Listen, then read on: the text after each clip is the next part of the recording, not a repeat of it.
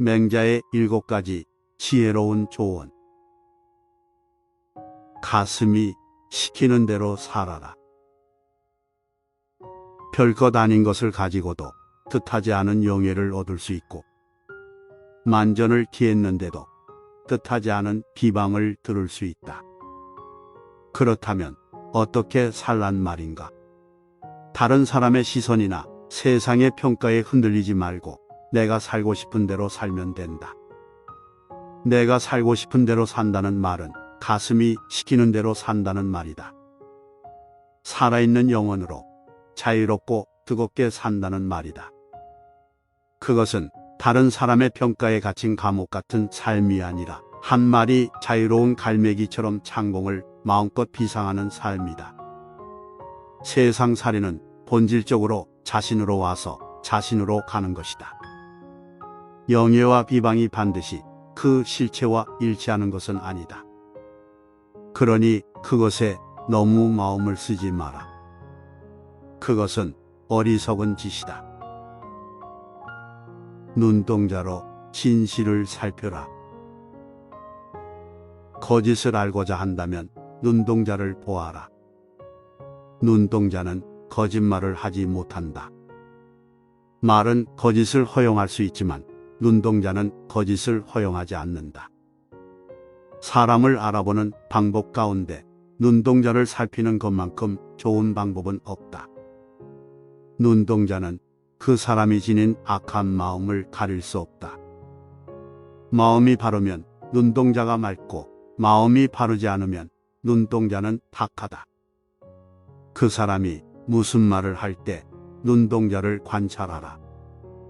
그러면 그 사람이 거짓말을 하는지 진실을 말하는지 알 것이다. 말을 함부로 하지 마라. 몽둥이로 사람을 죽이는 것과 칼로 사람을 죽이는 것은 무엇이 다르냐? 그리고 칼로 사람을 죽이는 것과 말로 사람을 죽이는 것의 차이는 어떠하냐? 몽둥이에 맞아 생긴 몽은 시간이 지나면 회복되지만 마음에 남긴 상처는 영원히 기억된다. 사람이 말을 함부로 하는 것은 그 말에 대한 책임을 생각하지 않기 때문이다. 너에게서 나온 것은 너에게로 돌아간다. 물이 지나치게 맑으면 고기가 없듯이 사람이 지나치게 비판적이면 벗이 없다. 남에 대해 좋지 않은 말을 하면 뒷감당을 어떻게 할 것인가? 반드시 원망을 듣게 되고 재앙을 맞게 된다. 모든 것들을 통해 배워라. 나에게서 떠나는 사람은 굳이 잡을 필요가 없고 나에게 배우고자 찾아오는 사람은 아무 조건 없이 받아들이는 것이 큰 사람이다.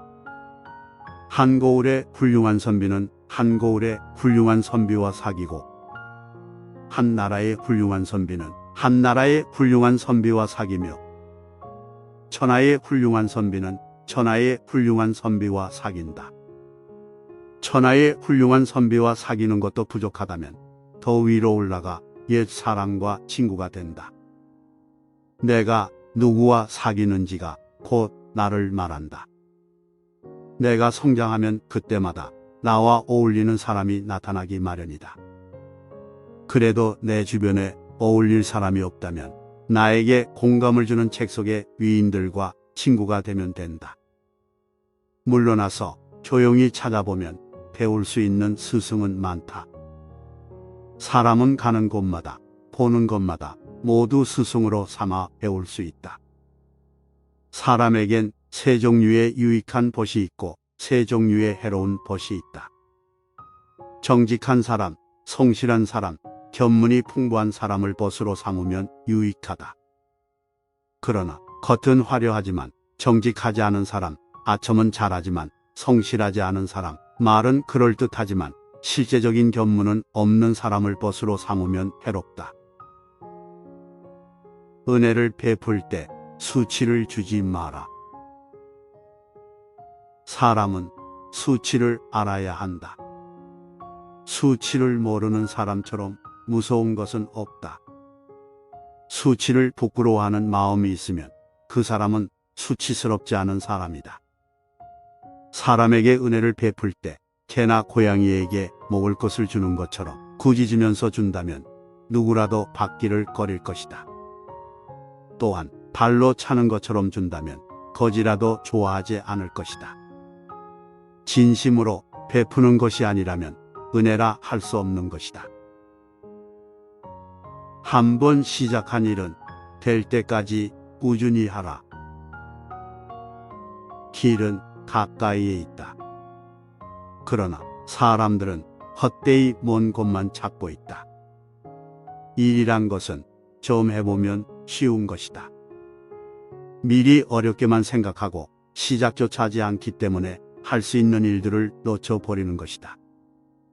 지금 내가 당장 할 수 있는 일부터 시작하라. 우물을 아무리 깊은 곳까지 판다 해도 물이 솟아나는 곳까지 파지 않으면 그것은 우물을 버리는 것과 같다. 구구능선까지 올라간 후 계속해서 올라간다면 머지않아 고지에 오를 수 있다.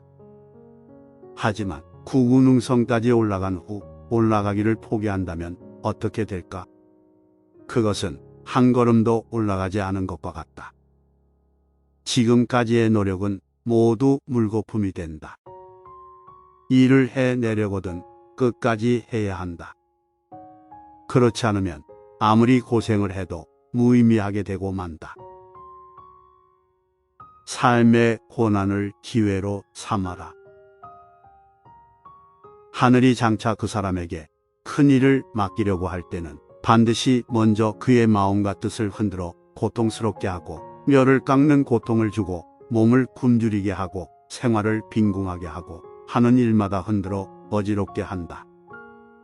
이는 작고 못난 본래의 성품을 담금질하여 참을성을 기르게 하기 위함이니 그런 과정을 거치면 그 어떤 사명도 감당할 수 있게 된다.